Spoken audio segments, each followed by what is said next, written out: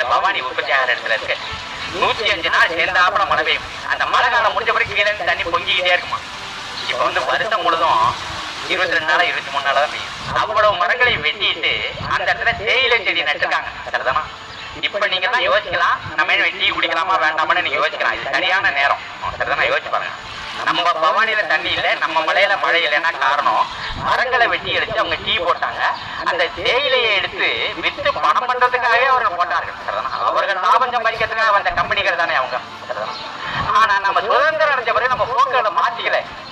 அன்னைக்கு இருந்தது கொஞ்சம் இடம் தான். இன்னைக்கு பார்த்தாக்கா 2 வருஷத்துக்கு முன்னாடி போறோம். நாங்க போகும்போதே ஒரு இடம் அப்படியே மரங்கள் எல்லாம் வெட்டி அழிக்கப்பட்டு அதுல தேயிலை செடியை நட்டுக்கிட்டோம். 200 அடி உயரம் இருக்கிற மரம் எங்க, இடுப்பட உயரத்துல இருக்கிற தேயிலை செடி எங்க, இந்த முழங்காடு உயரத்துல இருக்கிற உருளைக்கிழங்கு செடி எங்க, ஒரு ஜான் உயரத்துல இருக்கிற முட்டுக்கோஸ் செடி எங்க. இப்ப இதெல்லாம் நம்ம திங்கிறோமான்னு நீங்க யோசிக்க வேண்டிய ஒரு நேரம் வந்து. ஏன்னா அவைகள் நம்மளை தின்னு